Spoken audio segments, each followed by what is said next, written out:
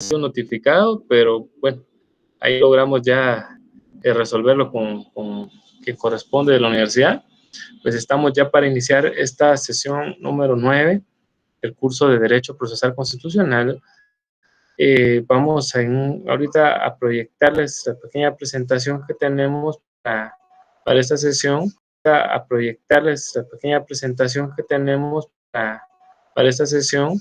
Vamos a tener un tema por demás que interesante. Vamos a estar verificando todo lo relacionado con el control constitucional de las leyes, la inconstitucionalidad a un caso concreto de recurso de apelación.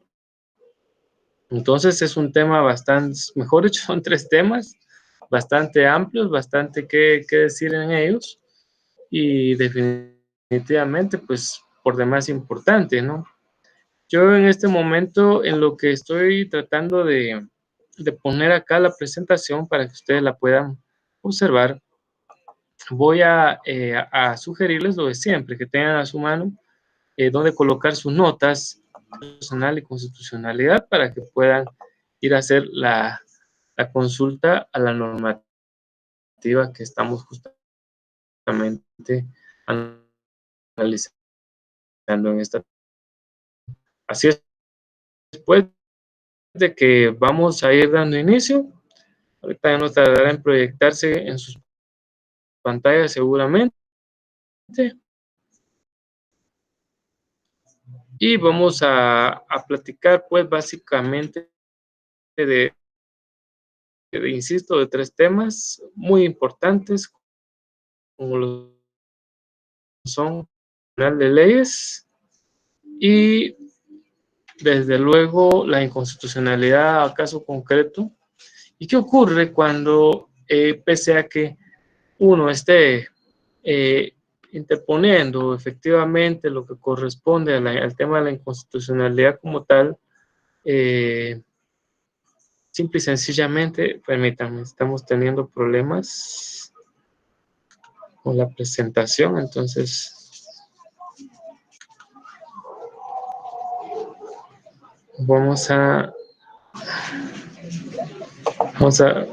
ahorita vamos a resolver esto, ¿eh?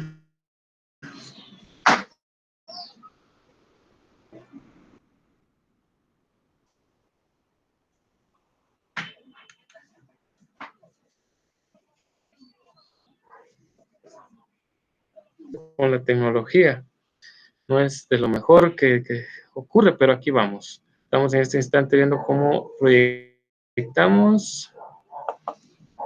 Vamos. Pues bueno, les decía, la temática que vamos a estar abordando primero es el tema del control constitucional.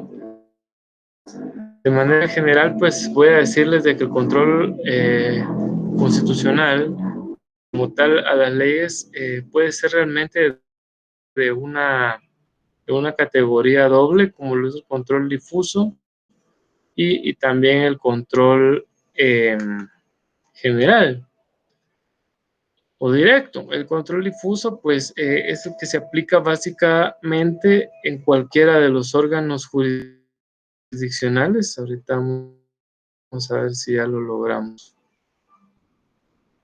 Si se logra, ¿eh?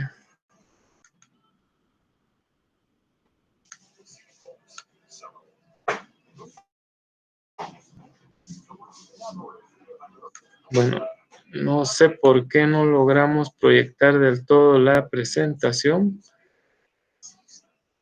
Vamos a tenerla, yo creo que esperemos que ustedes la puedan ver ahorita ahí, ¿eh? El objetivo es establecer justamente, ahorita se va a presentar bien.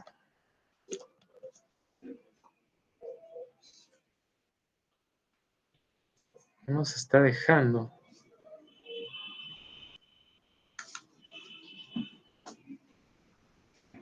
Ahí nos cuesta, ¿eh? Pues bueno, decíamos, el control constitucional es inconstitucionalidades y acasos concretos, así como el recurso de apelación cuando el órgano jurisdiccional repele la misma. El objetivo, pues vamos a obviarlo por esta ocasión. Vamos a ir directamente a los antecedentes.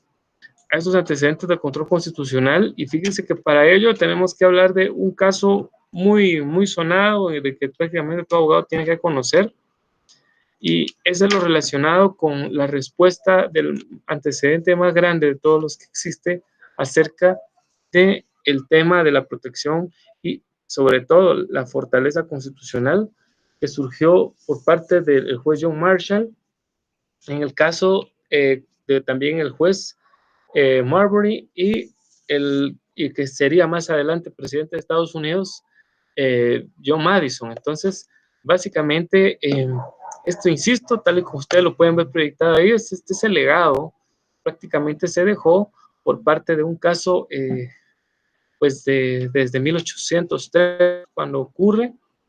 Voy a narrarles brevemente en qué consistió este caso y por qué, al final de cuentas, el juez John Marshall al final valida a la Constitución sobre el tema de normas ordinarias. Todo ocurre en el contexto de que el juez Marbury, que es el primero que aparece acá en la descripción de este caso, él era un juez de paz en los Estados Unidos de América. Y sucede que allá en la Unión Americana se iban a prescindir de varios jueces, ya no iban a ser tomados en cuenta muchos jueces de paz.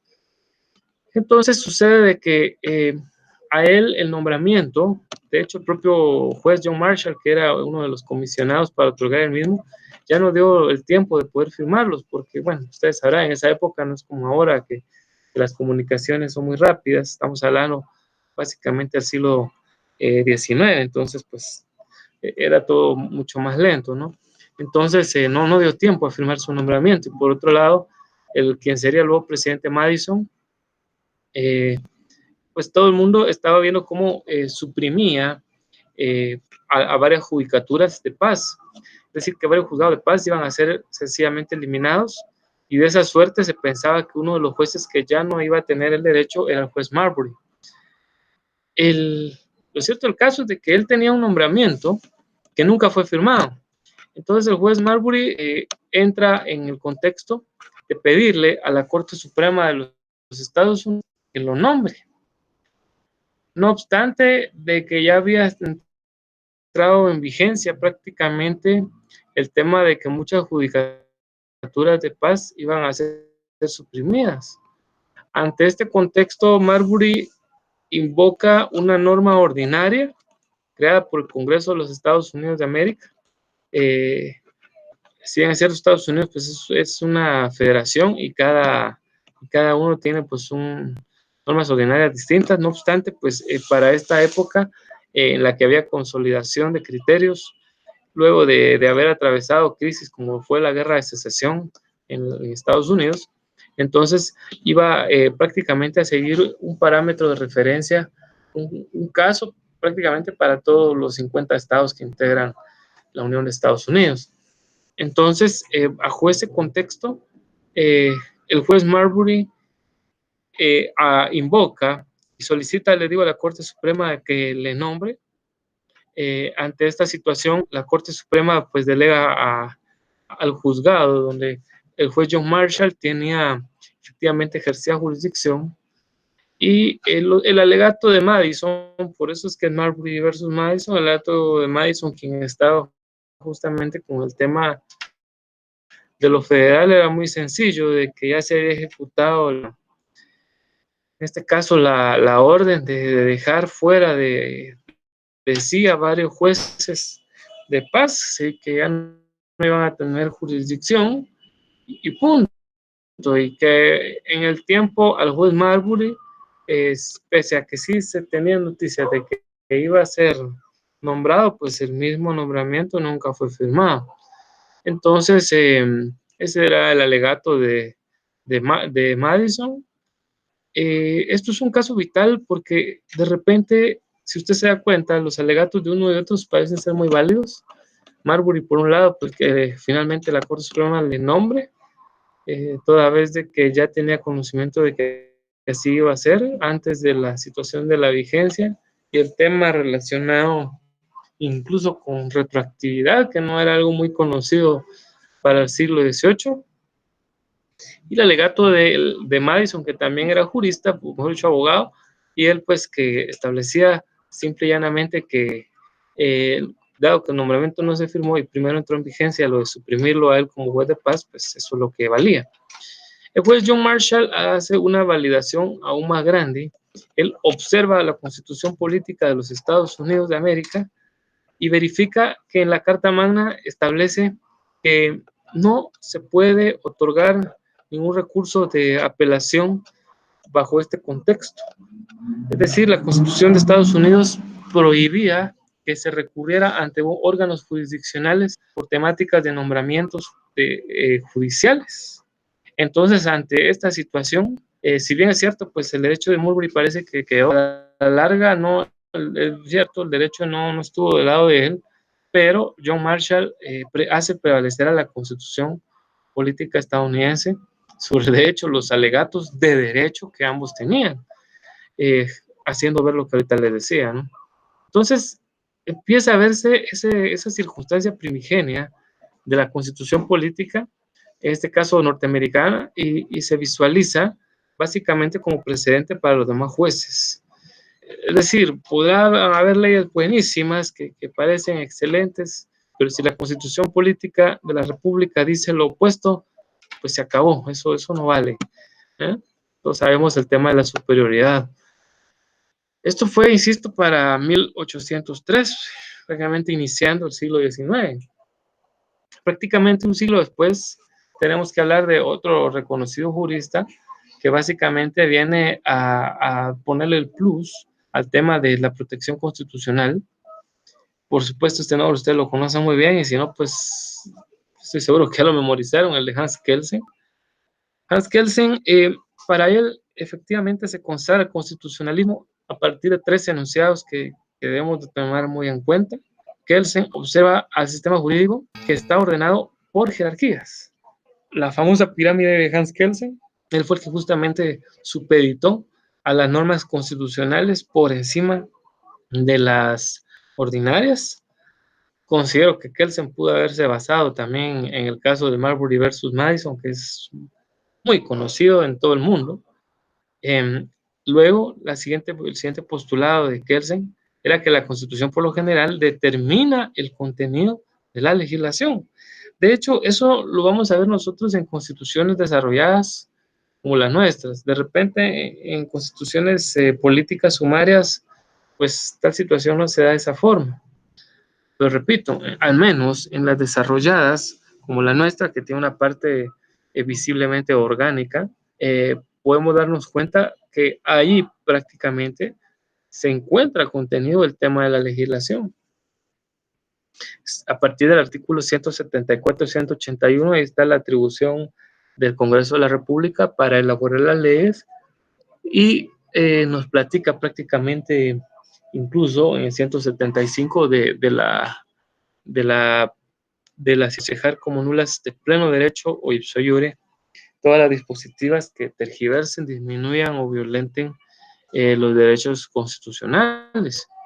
Entonces, básicamente, pues ahí vemos nosotros esta circunstancia del segundo postulado de Hans Kelsen. El tercer postulado, esto es muy importante, ¿no? Seguramente ustedes se recordarán de derecho constitucional cuando hablaron de las clases de constitución que hay rígidas, que hay flexibles, que hay desarrolladas, que hay sumarias, etc. La Constitución tiene cierto grado de rigidez, hace ver del señor Hans Kelsen. El Congreso de la República ahorita, si quiere, puede venir a derogar todo el Código Procesal Penal y hacer otro. Así de sencillo. Hace una abrogación, listo. O sea, derogar, puede hacerlo en cualquier norma ordinaria. No obstante, como bien sabemos nosotros, al menos en constituciones que pues tienen una circunstancia de ser un tanto rígidas o semirrígidas, hay un mecanismo especial para poder realizar efectivamente una modificación a la misma, es decir, realizar reformas, ¿no? También incluso se requiere de una Asamblea Nacional Constituyente. En fin, son varias de las circunstancias que efectivamente tiene que darle. Entonces, al decir esto, Kelsen se da cuenta del blindaje que tiene la norma constitucional, no solo estar hasta arriba, que no solo determina el contenido de las demás leyes que hace el Congreso, pese a que el Congreso Normalmente están ahí los representantes del pueblo, ¿no? O al menos así en teoría es. Eh, Luego, pues, al darse cuenta de que una constitución, pues no puede ser modificada mediante, tal y como lo dice hasta acá abajo, ¿no? Mediante ningún tipo de legislación ordinaria. Entonces, eso le da una circunstancia de más poder a la Carta Magna. De hecho, pues la propia Constitución Política de la República de Guatemala contiene los llamados artículos pétreos, que usted recordará. Los artículos pétreos son llamados así porque son llamados irreformables. La misma norma suprema dice que no pueden ser reformados. Entonces, de ahí, esto lo mencionado porque debe concatenarse con lo que estamos diciendo. Estos, damas y caballeros, son dos antecedentes vitales que parten de la protección constitucional que de hecho debe existir. Aquí, si usted se da cuenta, pues básicamente, el primero decíamos que es un caso de, y que eso sí quiero aclararlo, ¿verdad? El control difuso del constitucionalismo. ¿Por qué difuso? El término difuso quiere decir que se ha difundido, que se ha diseminado, que es más allá. En Guatemala prácticamente lleva un sistema de control constitucional mixto, no es solo difuso, es decir, no solo se difunde a cualquier órgano jurisdiccional, luego lo vamos a ver, y listo, también tiene un órgano especializado, como es la Corte de Constitucionalidad, pero tampoco posee un órgano general o directo, que es la otra modalidad de sistemas para el constitucionalismo. Entonces, por eso decimos que es un sistema mixto, ¿no? No es ni difuso completamente y no es solo general o directo absolutamente, sino una mezcla de ambos. Ahí sí que tomando la postura de este caso de John Marshall, que esperamos que a usted también se le quede, ¿no? Porque les digo, un antecedente muy grande en el que prevalece la constitución política sobre las normas ordinarias de Estados Unidos. Bueno, avanzamos. Ahora platicamos acerca del control constitucional de leyes en Guatemala. Bien, para ello es importante ahí que usted tome su constitución política de la República. Ahí lo invito, artículo 175.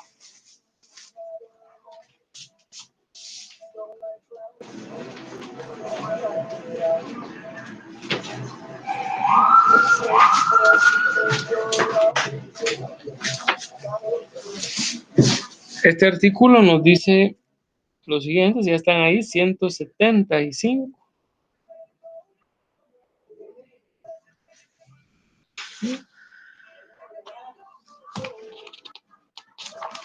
Aquí está que se nos ha pegado con la otra hoja, dice jerarquía constitucional. ¿Le suena eso? Seguramente, ¿no? Hace un ratito lo estábamos hablando acerca del señor Hans Kelsen y nos dice, ninguna ley podrá contrariar las disposiciones de la Constitución. Las leyes que violen o tergiversen los mandatos constitucionales son nulas ipso iure, es decir, pleno derecho. No hay para otra. De hecho, pues aquí hay tengo a la mano varias jurisprudencia de la Corte de Constitucionalidad y varias sentencias de amparo justamente en relación a esta temática. Les voy a dejar un par ahí. Una de ellas sería la de la Gaceta 101. Repito, Gaceta 101, el expediente es el 2906-2011 y la fecha de la sentencia es del 8 de agosto de justamente el año 2011.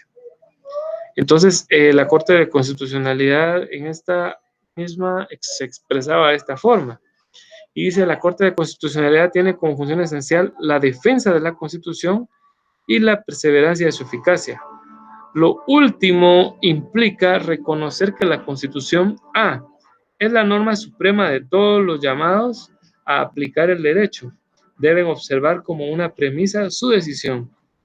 B es directamente aplicable para solucionar un conflicto en el que se vean involucrados derechos, principios y valores que en ella se reconocen. Estamos teniendo ahorita problemas que alguien acá acaba de poner un vecino su estéreo a todo volumen, entonces es un problema con estas personas, pero bueno. Espero ustedes puedan escucharme. Luego tenemos aquí la temática de los artículos 114 y 115 de la Ley de Amparo y Constitucionalidad. Por favor, si podemos ir a ellos. Vámonos al 114 primero. Este nos dice nuevamente a algo similar: jerarquía de las leyes. Y dice: los tribunales de justicia observarán siempre el principio de que la Constitución prevalece sobre cualquier ley y tratado internacional, sin perjuicio de que en materia de derechos humanos prevalecen los tratados y convenios internacionales aceptados y ratificados por Guatemala. Si usted se da cuenta, aquí estamos hablando del control difuso de ambos, si usted se fija. En el primero, hace un ratito les hablé en la propia jurisprudencia que les leía de la Corte de Constitucionalidad, cómo explica que la Corte misma como tal tiene como fin la protección del constitucionalismo guatemalteco, de las leyes, asimismo, y de los derechos, ¿no? Y ahora pues vemos nosotros cómo en el 114 automáticamente se habla del control difuso, al decir que los tribunales de justicia observarán siempre el principio que la Constitución prevalece.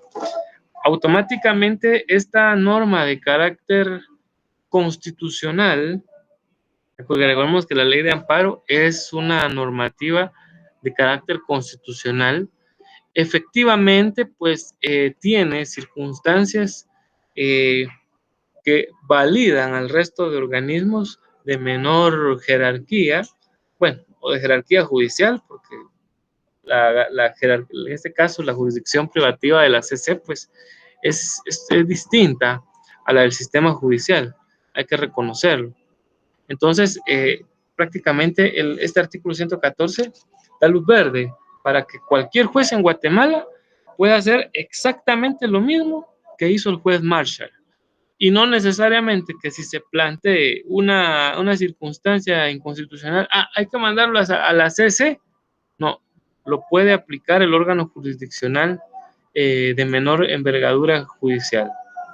Luego el artículo 115, damas y caballeros, nos dice: nulidad de las leyes y disposiciones inconstitucionales. Serán nulas de pleno derecho las leyes y las disposiciones gubernativas o de cualquier otro orden que regulen el ejercicio de los derechos que la Constitución garantiza. Si los violan, disminuyen, restringen o tergiversan. ¿Qué le parece? Esto es lo mismo que hace un rato decía el artículo 175 de la Constitución Política, si usted se fija. Es prácticamente. Y luego vuelve a decir que ninguna ley podrá contrariar las disposiciones de la Constitución. Las leyes que ven o tergiversen las normas constitucionales son nulas de pleno derecho. Nuevamente, pues, teníamos dudas, prácticamente aquí nos vuelve a decir que son nulas de pleno derecho. A esto que la misma Constitución Política de la República lo tiene descrito. A esto que otra ley de carácter constitucional lo blinda y confiere facultades, además órganos jurisdiccionales, a esto, damas y caballeros, se le conoce como control constitucional de las leyes. Repito, y aquí abajo lo dice el siguiente párrafo, tenemos de leerlo, lo dice: en el mismo sentido se ha investido a todos los órganos jurisdiccionales, lo que les platicaba, ¿no? Eso es un sistema difuso, pero también podemos recurrir a la Corte de Constitucionalidad, y abajo también lo menciona, ¿no? Y cuando hay la transgresión es a un caso general, podrá intervenir la propia CC. Es decir, Guatemala tiene ese sistema mixto que es tan importante para poder efectivamente observar cuál es el tema de la violación legal a la Constitución misma. Y se protegió con la misma ley.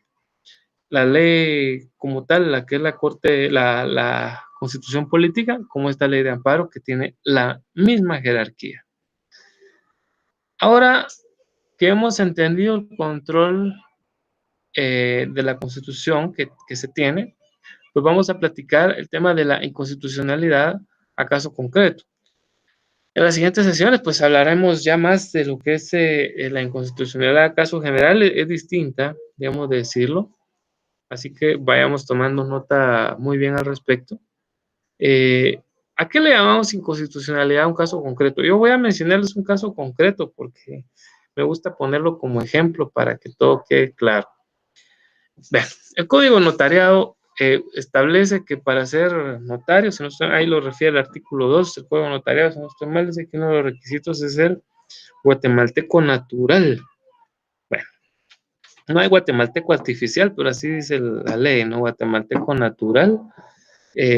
Tenemos que entender que es un guatemalteco de origen. Entonces, ¿y qué dice la Constitución Política de la República acerca de los guatemaltecos de origen? Y de los nacionalizados. A mí me interesa mucho el tema de los nacionalizados. Y vayámonos ahí a ver qué dice, si no estoy mal, es el 139 de la Constitución Política, no, es el 143, si no me falla la memoria, de la Constitución Política de la República. Ya a ver por qué les pongo este ejemplo. El 144 nos habla de la nacionalidad de origen. Ahora vayámonos al 146. Este me gusta mucho porque es el mejor ejemplo que yo les puedo dar. Y dice, son guatemaltecos quienes obtengan su naturalización. Por eso, código dice, guatemalteco natural. Pero entonces si un chino se nacionaliza guatemalteco, no puede ejercer el notariado porque no es guatemalteco natural. Pero aquí dice que obtenga su naturalización. Va. Si hubiera duda, oigamos lo que dice el segundo párrafo del 146 de la Constitución. Los guatemaltecos naturalizados tienen los mismos derechos que los de origen, salvo las limitaciones que establece esta Constitución. Ahí está.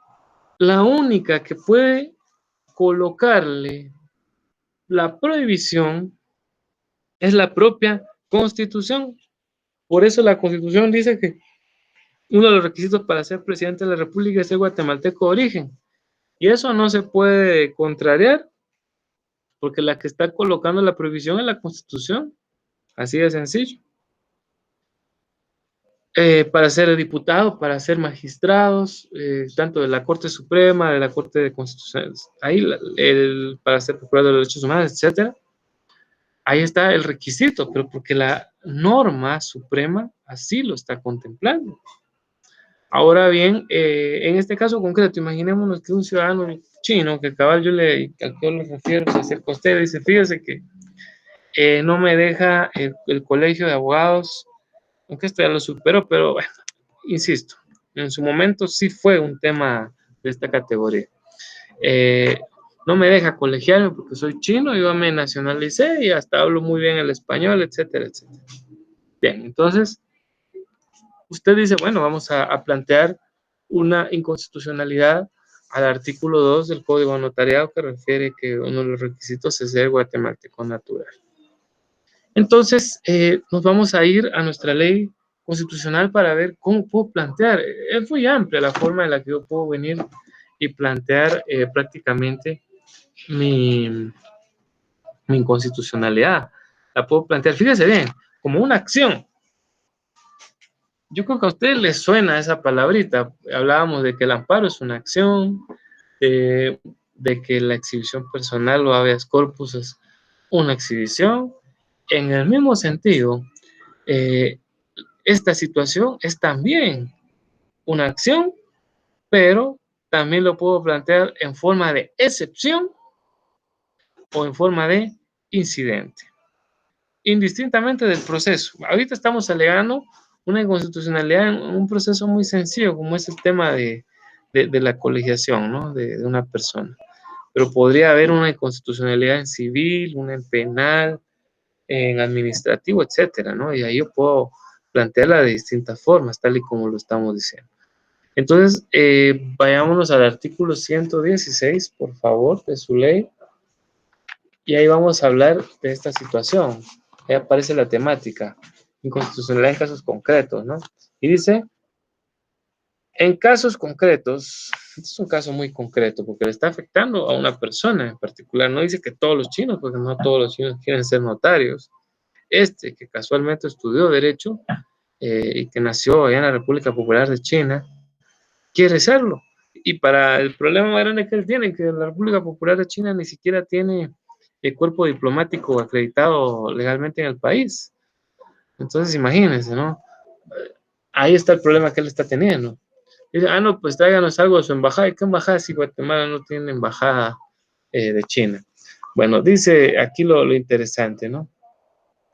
En caso concreto, todo el proceso dice, en casos concretos, en todo proceso de cualquier competencia o jurisdicción, en cualquier instancia y en casación, hasta en casación se puede alegar, imagínense, hasta antes de que se dicte sentencia.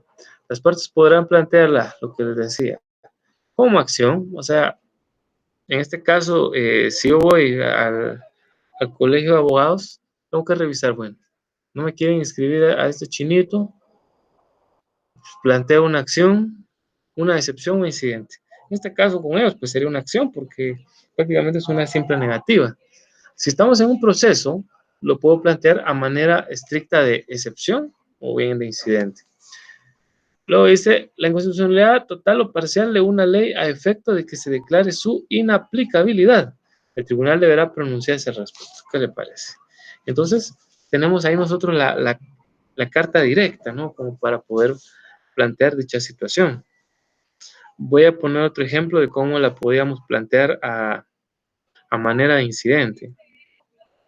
Imaginémonos de que estamos llevando un juicio en derecho procesal de familia, podría ser. Estamos ahí en derecho procesal de familia hablando del tema de la...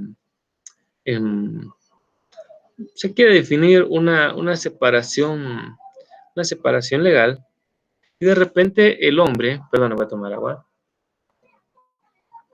el hombre se está quejando que su esposa le está practicando violencia intrafamiliar. La esposa lo golpea y pues aquí solo habla de violencia y no me pasa nada. Y él viene y observa que existe un artículo en el cual no hay principio de igualdad y que por lo mismo solo a él como hombre se le perjudica en casos de violencia intrafamiliar, que después, de hecho, más adelante se puede convertir en violencia contra la mujer.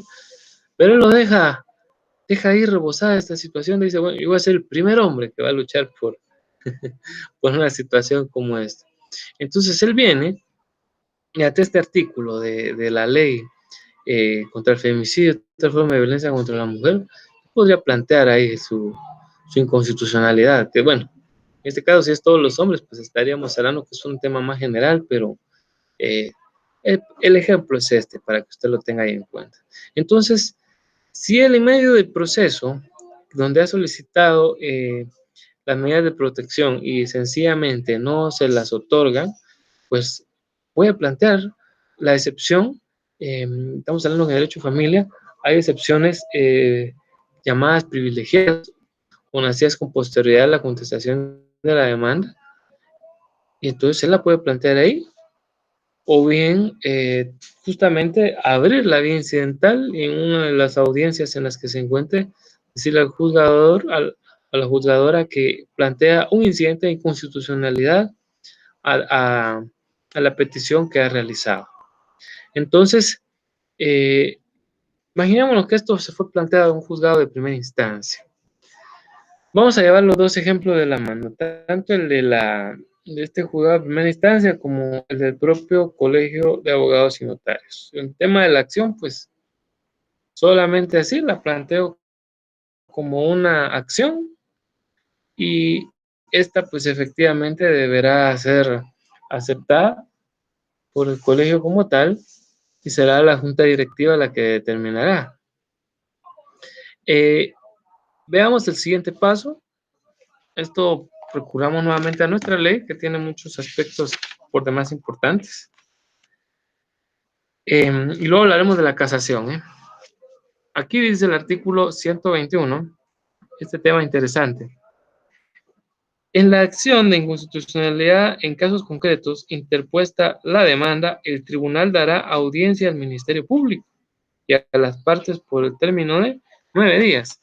Llama la atención esto, porque Aquí, esto es el incidente que provoca la exhibición personal, perdón, la inconstitucionalidad, caso concreto, no tiene los mismos plazos que sí tiene, valga la redundancia, los incidentes en la ley de organismo judicial.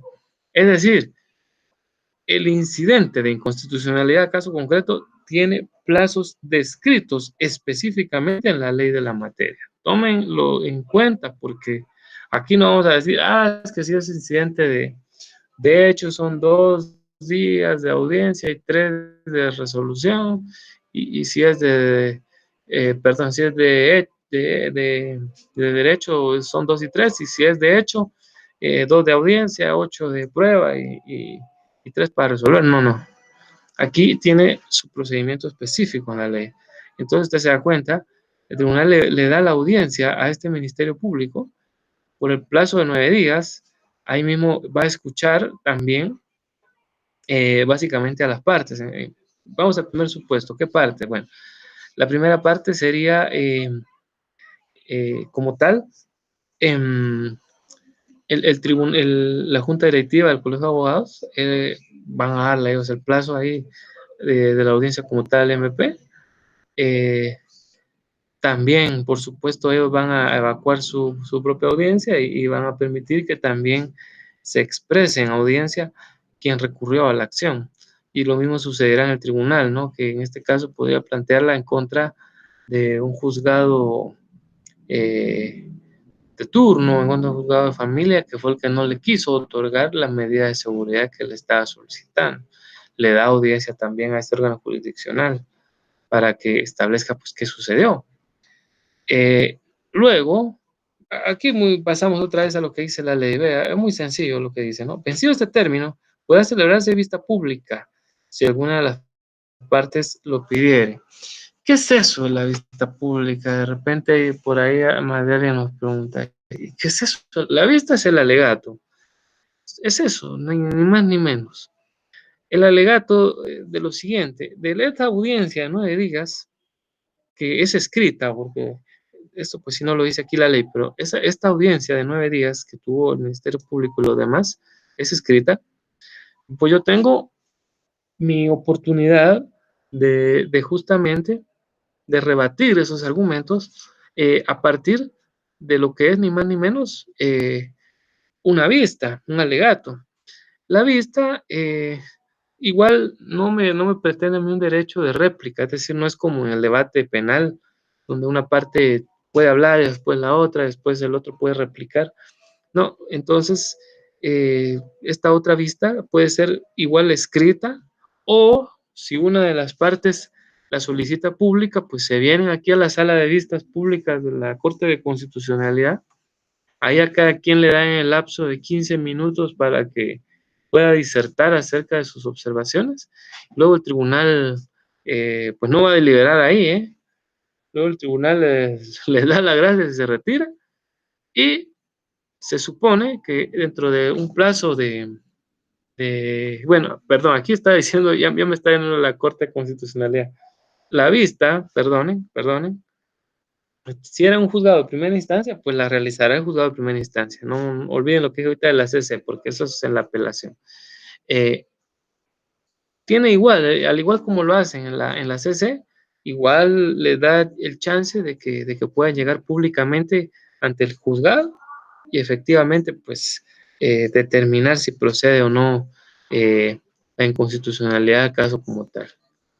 Luego, este mismo artículo, el 121, nos dice en su último párrafo que el tribunal resolverá dentro de los 3 días siguientes.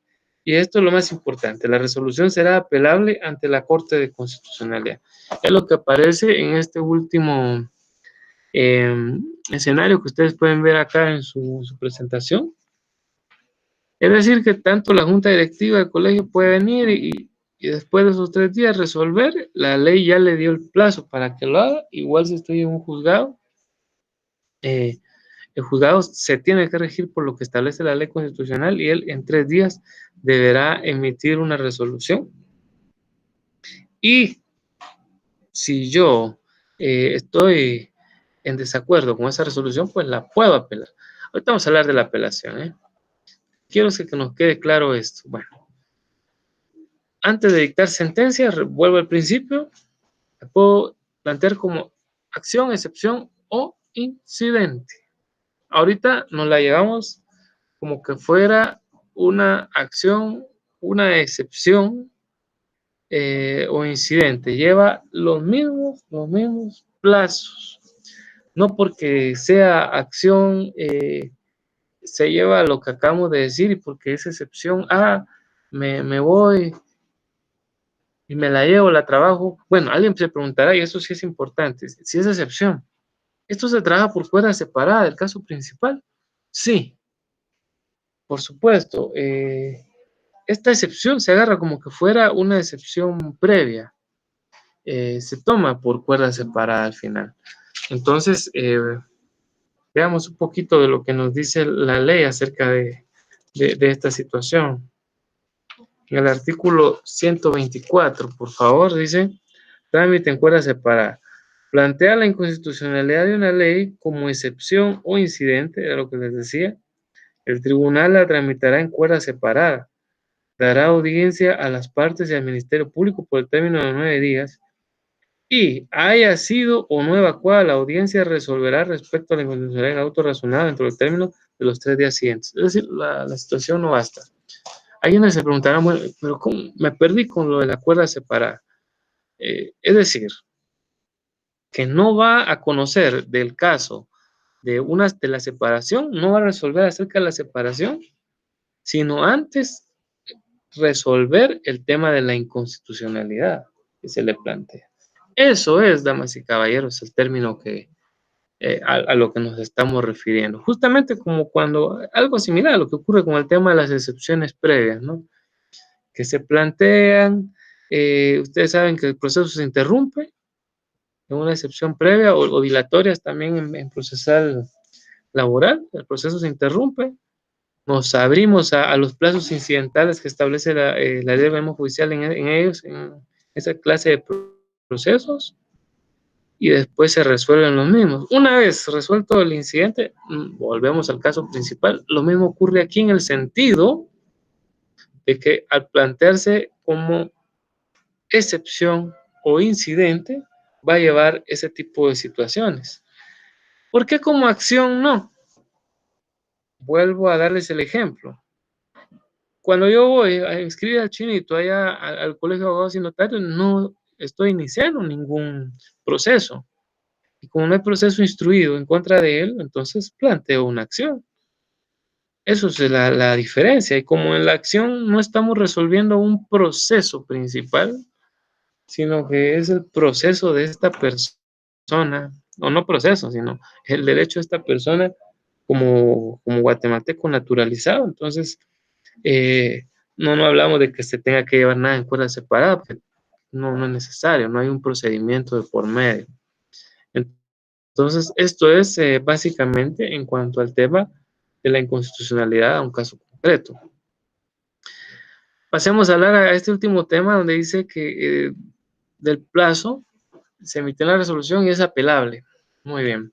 El juzgado de primera instancia de familia ha decidido declarar no al lugar a la separación, a la inconstitucionalidad que estaba llevando esta persona en su proceso de separación. Y pues efectivamente va a continuar con el proceso de separación. Entonces él viene y aquí dice, no, pues aquí no se me hizo justicia. ¿Qué hago? Apelo. Bueno, ¿a dónde tengo que plantear la apelación? Tenemos dos alternativas. La primera de ellas, puedo plantear la apelación, como normalmente se hace en cualquier apelación, ante el mismo órgano jurisdiccional que resolvió. Es decir, yo puedo venir y plantear esa misma apelación que les estoy diciendo ante el mismo juzgado de primera instancia de familia. Ahí puedo iniciar mi apelación. Tengo hasta 3 días para plantearla. O puedo recurrir, ya lo vimos, porque así lo dice la ley como tal, puedo recurrir ante la Corte de Constitucionalidad. Aquí tenemos que tomar varias situaciones en cuenta. El artículo 127, vámonos para allá, es muy válido leerlo, ¿no? Dice, la resolución a que se refiere el artículo 121 y los autos que se dictan sobre la inconstitucionalidad en los demás casos son apelables. La apelación deberá interponerse de manera razonada dentro del tercer día. Cuando decimos de forma razonada, es decir, tengo que expresar, no es como una apelación en el recurso en el código, en el proceso de trabajo. Debemos nosotros que ahí basta con que yo solo apelo en forma íntegra o en tal y tal parte la sentencia de fecha tal. Y a eso es todo prácticamente, ¿no? Aquí sí se tiene que razonar, se tiene que explicar los motivos exactos por los cuales estoy procediendo a apelar. Entonces, esa es una de las situaciones que nos prevé este artículo 127. Quiero explicarles algo además. Bueno, ¿qué pasa si yo pasemos al siguiente recuadro que está en naranja, donde dice recibido los autos, la Corte de Constitucionalidad en 9 días fijará vista, pueden ser pública? Ah, pero aquí sucede algo, bueno. Si yo lo planteo ante la CC, pues puede llevar este camino. Pero ¿qué sucede con lo que antes me dice el rojito? Donde dice, en caso de rechazo del recurso, se puede interponer ocurso. Bueno, si yo lo planteo ante la Corte de Constitucionalidad, a ella no la puedo cursar, pero si yo vine y dije, voy a seguir el ritmo normal de los procesos, esta sentencia que me dio el juzgado cuarto de familia, de primera instancia de familia, ahí mismo voy a interponer el recurso. Y resulta que el juzgado cuarto de familia resuelve no al lugar a la apelación como tal, entonces no darle trámite ni siquiera a mi recurso de apelación, yo puedo ocursar a ese juzgado cuarto, y esto sí lo hago directamente. La Corte de Constitucionalidad es el encargado de. Y vamos a chequear, por favor, el artículo 133. Y dice, ¿no? Quiero que vean ahí, 133, planteamiento de la inconstitucionalidad. Dice, la inconstitucionalidad de las leyes, reglamentos o disposiciones de carácter general que tengan vicios parciales o daño constitucional, presentar directamente ante la Corte de Constitucionalidad. Se puede ante ellos. Este artículo de repente aquí se nos fue de más. Veamos, por favor, principalmente el artículo 132. No es el 133, es el 132, disculpen. Dice, si el tribunal que conoce negare el recurso de apelación, procediendo la parte que se tenga por agraviada, puede ocurrir, ahí lo que le decía, puede ocurrir, o sea, plantear un ocurso de hecho a la Corte de Constitucionalidad dentro de los 3 días de notificada la denegatoria, pidiendo que se le conceda el recurso.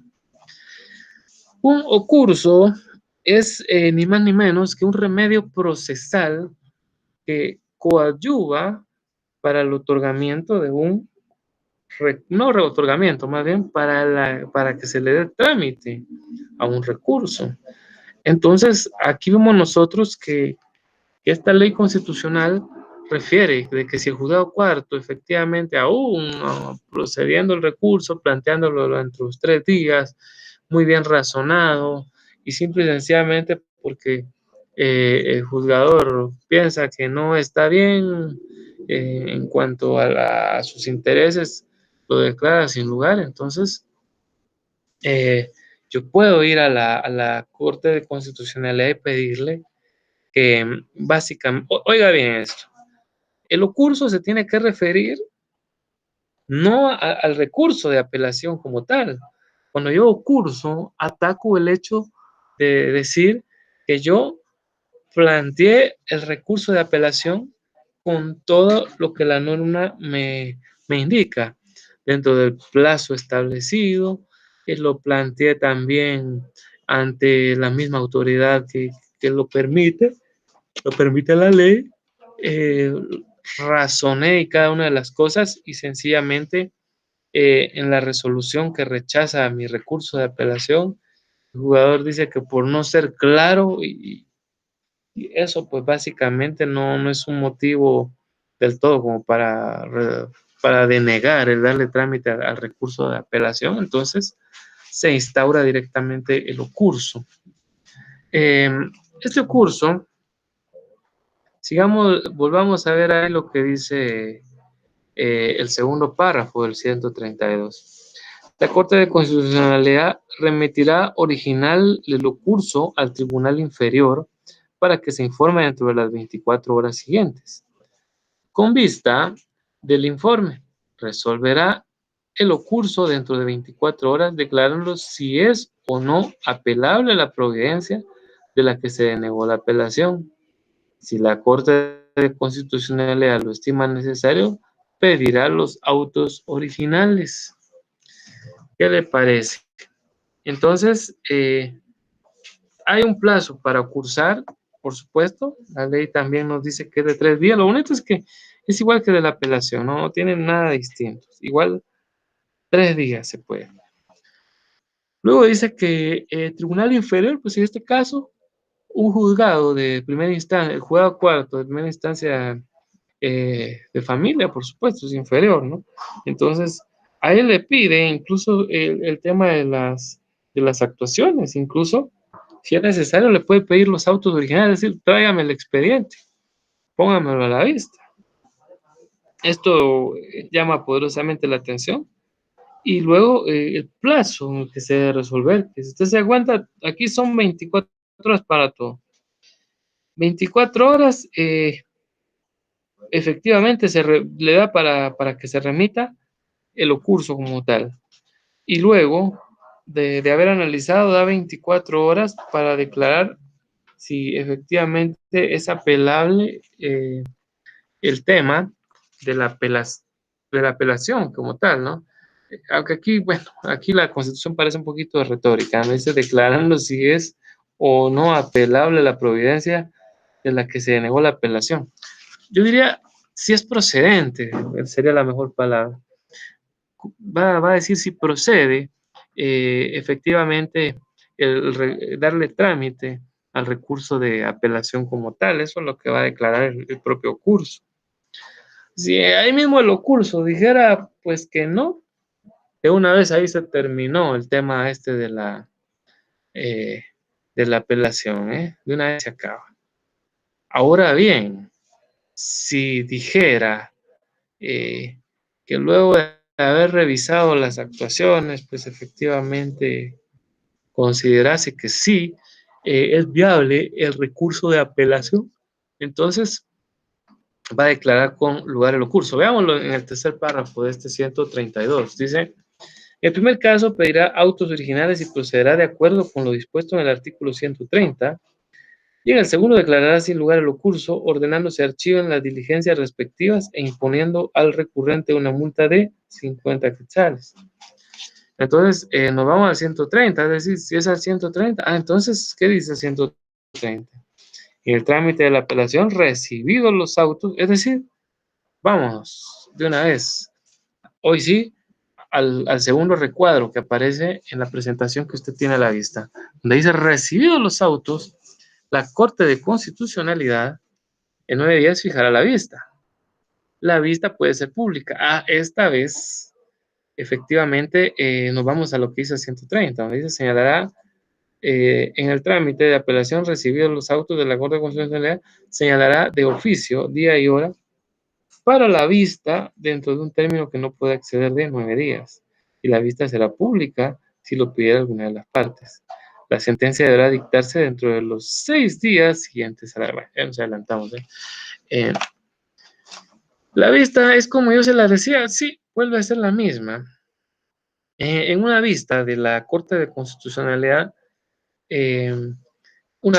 puede ser ojo, hasta días inhábiles, eso es algo que puede en un momento determinado tomarlo en consideración, si así lo considera la Corte de Constitucionalidad. Entonces, lo puede fijar así, las partes se presentan, tienen 15 minutos para disertar, no más que eso, no hay derecho a réplica. Les decía, ahí está la sala de vistas en el segundo nivel de la Corte de Constitucionalidad y se realizan todas estas diligencias. Y ya les digo que puede ser pública, no dice debe ser pública. Yo no quiero que sea pública, no sé, no quiero que el público me vea, no, así como yo estaba, no podía cortar el pelo por la cuarentena, ya me lo corté. Entonces, la puedo evacuar por escrito, no hay ninguna obligatoriedad. Puedo hacer la situación también por escrito, ¿eh? Pero repito, si quiero que sea, porque soy bueno para disertar y quiero, pues vamos, que sea pública. Luego, el tercer recuadro nos refiere aquí el tema específico de dónde y cuándo se dicta la sentencia final dentro del tema del recurso de apelación. Recuérdense, es recurso de apelación a la inconstitucionalidad de un caso concreto. 6 días, aquí totalmente distinto a cualquiera de los días que fija normalmente o se fija a los distintos órganos jurisdiccionales judiciales, porque vemos que ahí los plazos normalmente no son de 6 días, la ley contempla de 3, de 10, de 15, pero de 6 días solo aquí, Entonces la Corte de Constitucionalidad como tal emite la sentencia y esta pues ya obviamente ya no puede tener ningún tipo de impugnación porque es total, ¿no? Esa va a decir, declarar si da con lugar que esta persona, en el caso que les había planteado, pues, eh, eh, también puede otorgársele sus medidas de seguridad por el hecho de ser hombre. También algunos se preguntarán, bueno, ¿y qué pasa si la junta, en el otro ejemplo que había dado, si la junta directiva del Colegio de Abogados igual rechaza la acción de apelación, igual nos vamos, no de apelación, no, perdón, igual rechaza la acción de inconstitucionalidad a este caso en concreto, igual se puede apelar, igual el órgano que va a conocer es la Corte de Constitucionalidad y esta CC se encargará, por supuesto, de resolver en el mismo sentido de lo anterior durante este plazo de 6 días. Entonces, damas y caballeros, estas son las 3 temáticas. Vamos a hacer una retrospectiva nuevamente de las 3 cosas que vimos hoy. Voy a cerrar ya la presentación para ir y explicar en un resumen de esta temática de la que hemos abordado en esta tarde. Entonces voy a quitar la presentación y vamos a poner nuevamente la proyección para que ustedes puedan seguirnos, ¿no? Ahorita vamos a poder tener visualización, así pues estamos en orden, ¿no? Bueno, en esta tarde, apreciables estudiantes, hablamos de 3 temáticas, los antecedentes que tenemos sobre la protección constitucional como tal. Hablamos de esta situación del caso Marbury versus Madison, donde se aprecia justamente el control difuso al constitucionalismo, donde el juez John Marshall emite una sentencia en la cual pues prácticamente ni se ni va por los argumentos de uno ni del otro, sino que va a lo que establece la Constitución, que le dice que no puede conocer un órgano jurisdiccional temáticas relacionadas con nombramientos y punto, a pesar de que una norma ordinaria dijera que se pueden apelar todas las resoluciones o autos. La Constitución, por ahí al legislador se le escapó, que la Constitución decía que no se conocen apelaciones en casos de nombramientos. Ustedes dirán, bueno, pero eso pasará hoy en día, por supuesto, y más seguido de lo que creen, que los congresos se equivoquen, eso es casi que todos los días. Luego aprendimos un poquito más del señor Hans Kelsen, el famoso jurista que en el siglo XX pues vino a darle un plus al tema del constitucionalismo. Disculpe.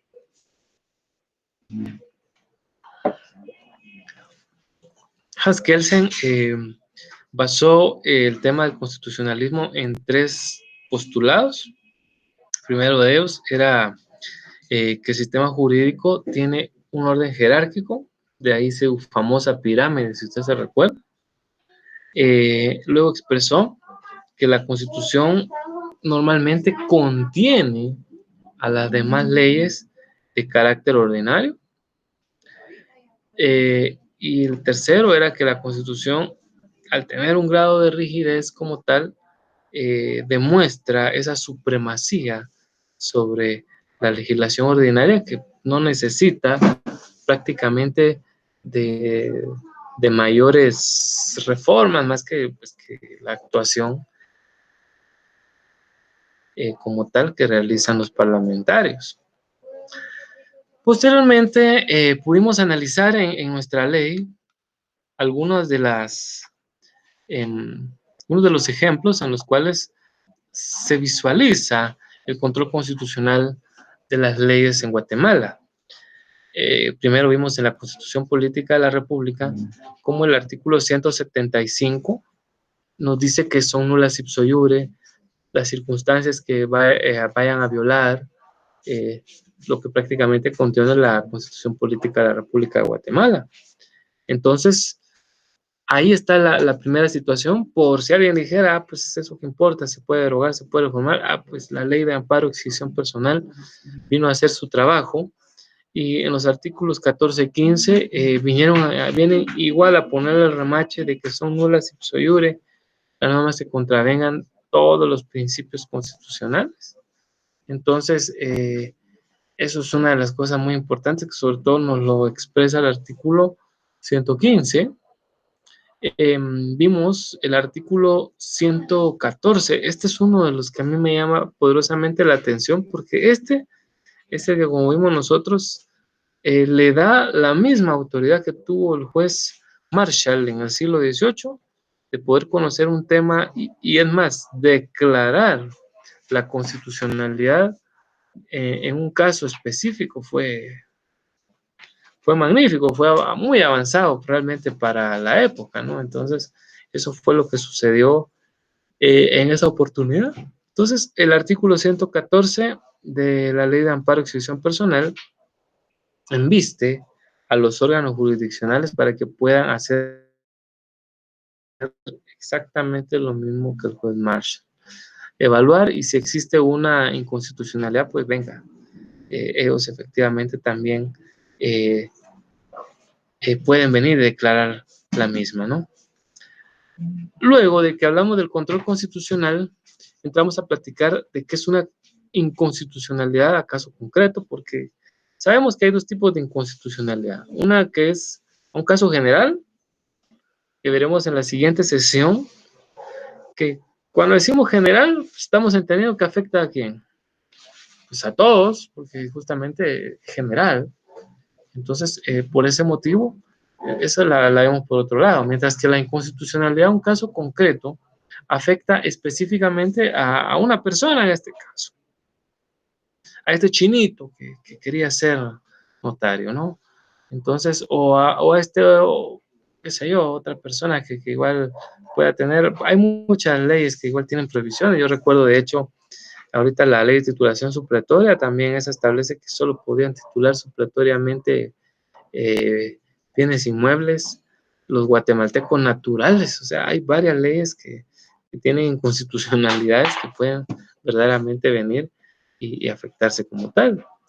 Entonces, volviendo a esto, vimos un pequeño esquema, porque no es muy grande, esa es la ventaja, en el cual establecimos que la inconstitucionalidad en caso concreto yo la puedo plantear de 3 formas. La puedo plantear como acción, la puedo plantear como una excepción o la puedo plantear como un incidente.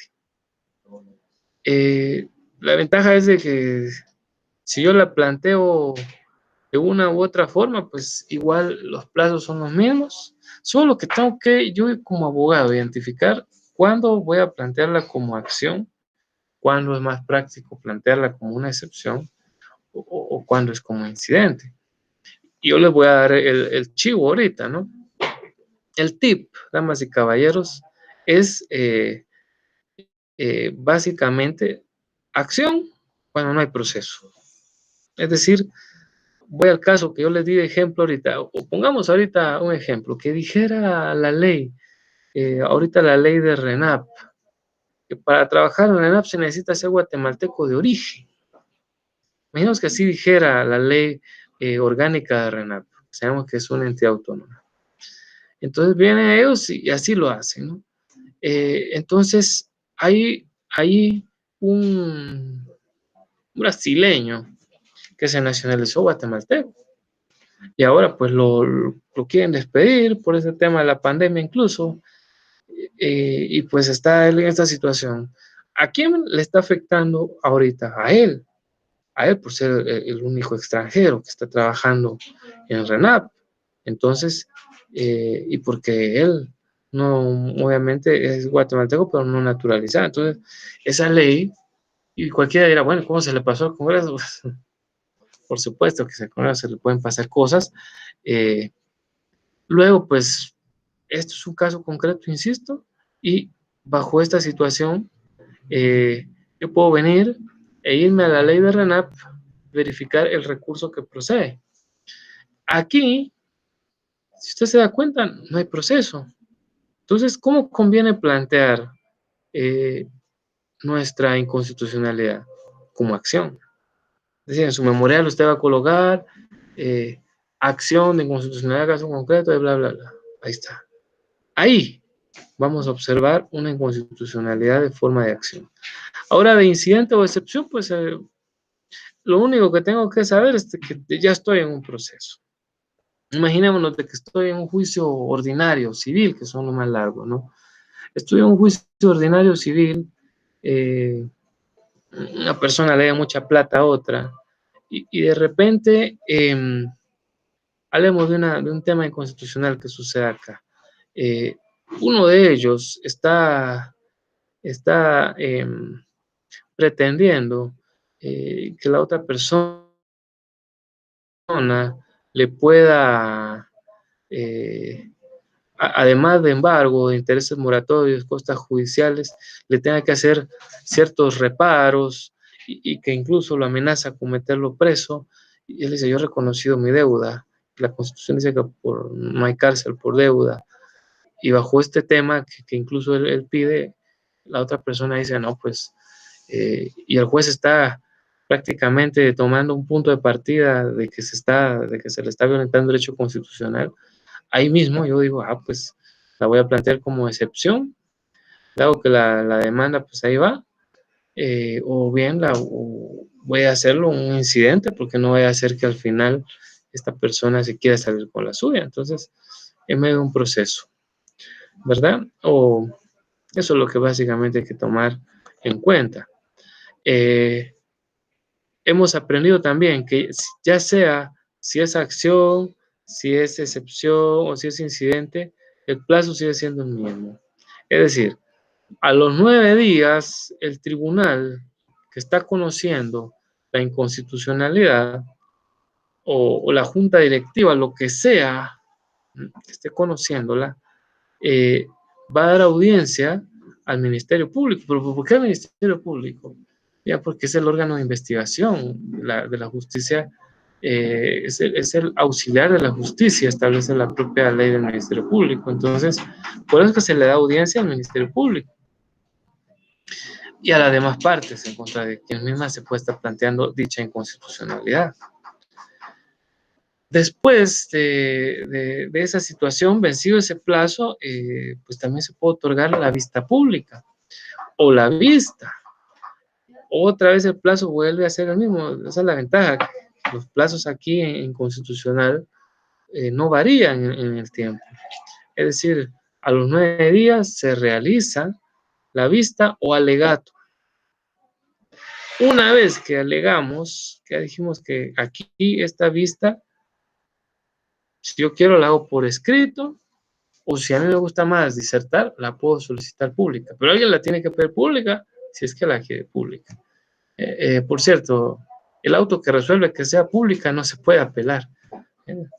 Eso, si ya dijeron que pues se va en vista pública, pues se va, ahí ya no hay de otra.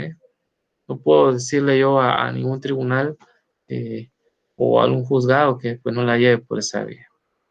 Luego de realizar esa vista, la ley constitucional le fija el plazo de 3 días a la autoridad para que resuelva. Una vez resuelto, pues se puede apelar. Ahora hablábamos de la apelación y recordémonos un poquito más de ella. ¿Cuántos días tengo para apelar? 3 días. 3 días tengo para plantear mi apelación. ¿A dónde la planteo? Puede ser ante el mismo órgano jurisdiccional que como me conoció en primera instancia, o ante la propia Corte de Constitucionalidad. La ley me faculta. Puedo interponerla esta vez a 2 lugares. Bien, en el supuesto de que yo haya planteado mi inconstitucionalidad ante un órgano jurisdiccional y me resolvió de forma, pues como yo no quería, yo le interpongo mi recurso de apelación dentro de los 3 días y razono muy bien por qué se lo estoy interponiendo. Pero viene este juzgado y lo que hace es resolverme que el recurso no procede, improcedente, me colocan ahí en su resolución, no al lugar al recurso de apelación por notoriamente improcedente. Y no dice más. Entonces, en este caso, yo puedo interponer un ocurso de hecho. El ocurso, ahí sí lo planteo directamente ante la Corte de Constitucionalidad. Por favor, espero que no se vayan a hacer bolas. Repito, la apelación de la sentencia de una inconstitucionalidad a caso concreto, yo la puedo interponer ante el órgano jurisdiccional que resolvió o ante la Corte de Constitucionalidad. Eso yo espero que lo llevemos bien. La apelación así es. Ahora bien, si el órgano jurisdiccional de primera instancia, por darles el ejemplo, decide no al lugar a mi recurso de apelación, entonces yo puedo ocursar. ¿Y qué era un ocurso? Dijimos que un remedio procesal que tiene por objeto que se le brinde el trámite a un recurso. Un recurso sí es una impugnación, mientras que un ocurso es un remedio procesal que busca la viabilidad de un recurso. Entonces, por eso se llama ocurso. Entonces, si el ocurso se declara sin lugar, pues ahí se quedó la inconstitucionalidad, no hay para otra. ¿Sí?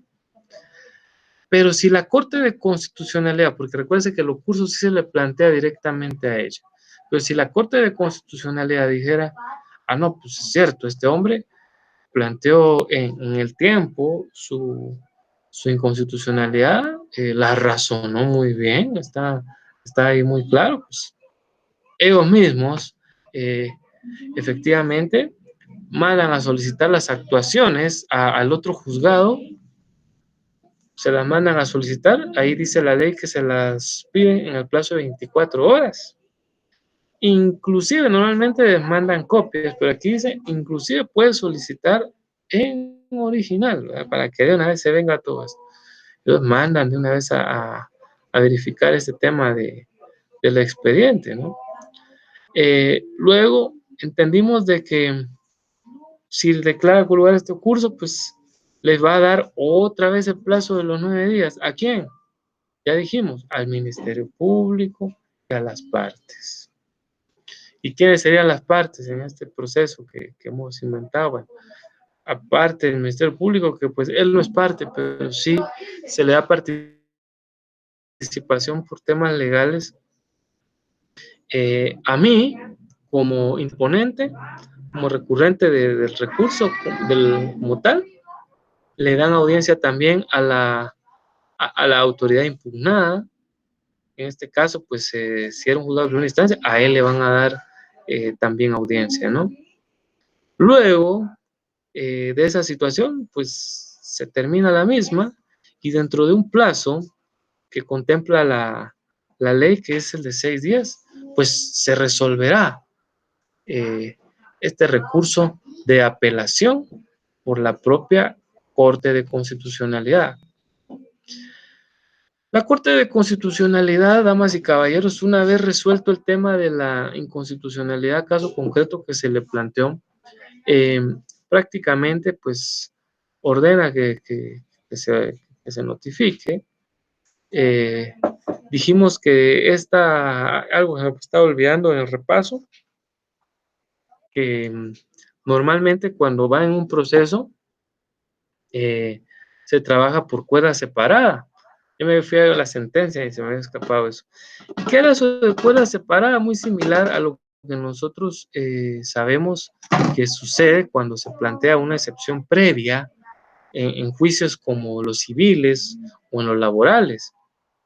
Recordemos que las excepciones previas en esta clase de juicios lo que hacen es depurar el proceso, lo que buscan es que el mismo pues quede entre comillas limpio, aunque realmente lo dilatan más y qué sé yo, y no se resuelve el tema principal sin que antes se haya resuelto, valga la redundancia, la cuerda separada o el incidente. Aquí pues pasa específicamente lo mismo. Es decir, el procedimiento o el proceso que se esté llevando se detiene y antes se tiene que establecer el tema de la inconstitucionalidad. No podemos, que se termine el proceso y después hay en sentencia como que fuera excepción perentoria. Por eso les digo, como excepción previa o dilatoria, pero como que fuera excepción perentoria, no. Porque las excepciones perentorias ustedes saben que se resuelven en sentencia. En cambio, aquí se resuelve antes, en un auto. ¿Eh?